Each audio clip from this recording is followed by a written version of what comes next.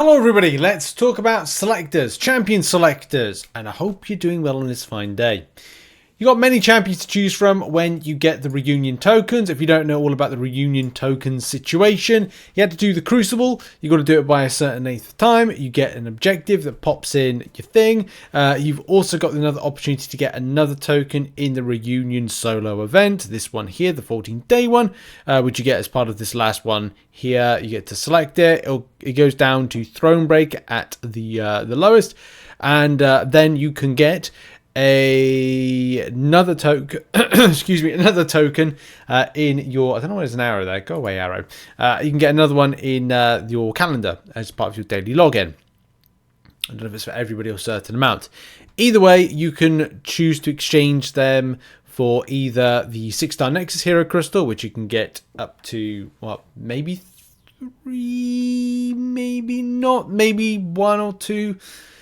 Or you can get yourself a 7-star selector, and that's going to be one of the most crucial things, is choosing a free 7-star and kind of figuring out which one is the best one to go for, which is why I'm doing this video. I think other people have done videos similar to this, but what I want to do is kind of like talk about and add a bit more to it, and also find out what you're kind of like doing at the moment with this. So I've got a little bit of kind of infographic type thing, and also some other stuff. So I thought first of all do a poll on the community tab. So get involved in the community tab. It's a great place where we look to do like discussion points with just to refresh it actually, because it's always going live. I've had this running for an hour, but it's going up like regularly. So if you want to go and check out what the voting is up to, then go and check it out. A lot of people seem to be favoring Punisher. 34% versus 32% to Magneto House of X. But of course, the main thing is choose the champion you want for whatever reason you feel that it's going to be good. So yes, that's kind of like one of the main things.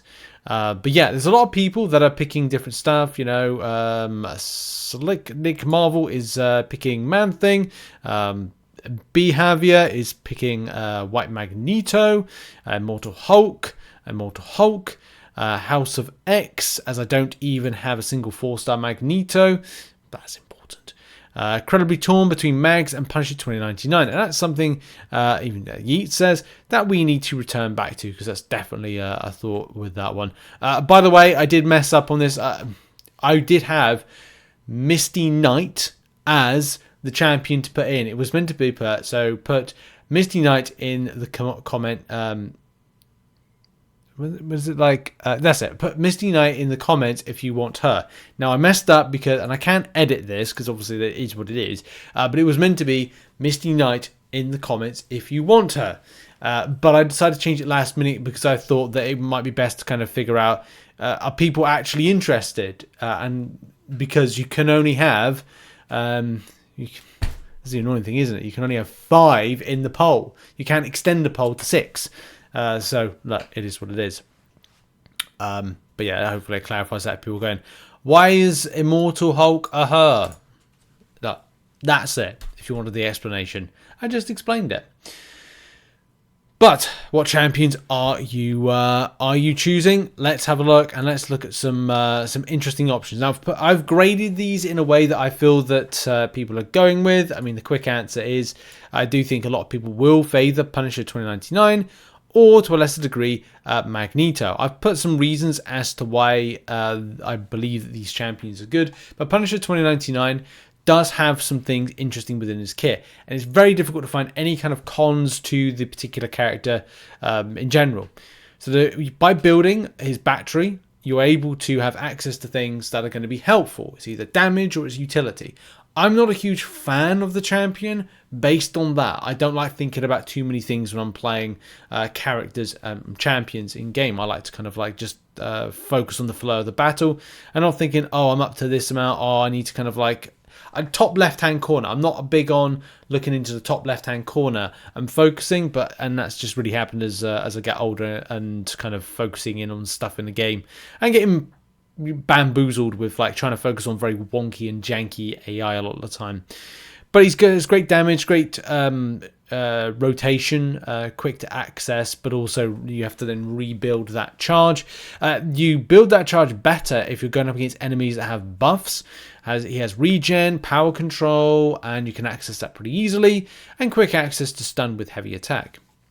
But there's more. A lot of people do have these kind of very nice comparisons. I was reading a really interesting thread about the champion being underrated. There's actually the thread. I'll probably put a link to it in the description if you want to check it out. But I found it a really interesting read from players. I really like him. I think he would be an excellent candidate to be released as a 7-star. The only problem is that offensively he can be a bit slow compared with huge amounts of nukes. Everyone has rank 5 ascended or 7-star rank 3s. He has some really good utility though, and I love his power reduction mechanic. That's really it. That's where it's tearing a lot of people. For me, I am torn between this champion and House of X Magnetron. I've got 6-star versions, but I like what the damage is dealt with the 7-star version. I was slightly tempted with Man-Thing, and that was based on a defensive property, but the more I'm kind of looking into the champion, the more I've talked myself out of it. We'll talk about a bit more about that in a minute. Someone says, was absolutely awesome last wall season. Nice. I was soloing rank 3 photons with ease with him. Crush meant nothing when AI couldn't gain power. Nice. I like to hear these good stories. Power lock, power control champs are always useful. Bumping this because he's a 7-star now. This is kind of like, it's weird because we've just gone back in time, haven't we, to this with it. He's an underrated cheeky defender because you're forced to take his special attacks on block. They hurt big. That is another element I didn't even think of. Like, it could be a very good defensive option based on that. So could be good. What are other people saying? Man-Thing is a monster on defense. On the other hand, very slow on attack, so no value there, but massive time staller because I ran maxed inequity and 3 of 5 Mystic Dispersion as well. I lean a bit towards him for those reasons mostly, and that's going to be a really interesting element, isn't it? Masteries. Will there be a champion that kind of bends into that? A lot of the champions' functionality are putting themselves more into having double-edged liquid courage. This is where we find ourselves for where is it? For here, yeah, double-edged liquid courage. There are some champions within this that are very much beneficial. If you have, good example, Immortal Hulk. I've not built this out very much with the pros and cons, mainly as there are some specific interactions. He was very good for Destroyer this last week this week currently for Summer of Suffering, and that's great. And also his kind of extra life, immortality, is helpful and can be annoying on a defensive perspective. He's a very easy champion to go up against as well. I do find that he is better as a 200 signature champion, but it's that double-edged liquid courage, the same way that Misty Knight does an equal measure. She has guaranteed critical hits, a good defensive option. She can be a little bit annoying depending on what champion you use to counter. Shrugs debuffs. Great damage with Suicide Masteries. She's very reliant on Suicide Masteries to do the max of her damage. Kind of slightly reliant on synergies to do more than she should. Yes, I would say that. And does she fall out of line when it comes to the meta of everything? Undoubtedly. That doesn't take away that she's good. By the way, choose which champion you want. But there are some elements that make this very difficult as a choice of like who gets chosen, because you can only make one choice. I do think Man-Thing has some qualities that, with immune to armor break and also shatter effects, and prevents critical hits from dealing bonus damage, does help out. But is that something that benefits him more on the defense perspective as well? And high signature being good for defense as well. As my line goes off to say, pick up a reunion crystal. Got to remind yourself of these things. And of course, you could say that Man-Thing could be better on offense with having liquid courage. The same way that you could say, well, is Magneto House of X? Same thing. But there are a lot more uses for that damage output that could be very good on offense. Maybe not so much for defense, but this is where we get to the final elements of things. Now, I'm a big believer and a big supporter of Venom Pool. I use Venom Pool a fair amount. I'll use them as an alternative option to Venom, but the difficulty is saying, is Venom a better counter to Spider-Verse Champions than Venom Pool? Debatable. A lot of people would say yes. But there are some unique qualities that stand him out. Is they gain immunity to power drain and power burn and shock effects, as well as armor break debuffs. That is quite unique. I use that champion a lot in some Battlegrounds metas that have reappeared regularly, but also using him as a counter to Penny Parker, which I've put here. Rich's favourite Penny Parker counter. He's ideal. But not many people nowadays are fielding Penny Parker defense, unless a certain occasion calls for it. With gaining a lot of buffs and also being persistent, you can see him doing a lot of damage fight from fight. But I don't think that people are as interested in him unless it's a personal, attachment and desire. Like the same way that I have a personal attachment to Venom. I love that character. I think he's a fantastic character.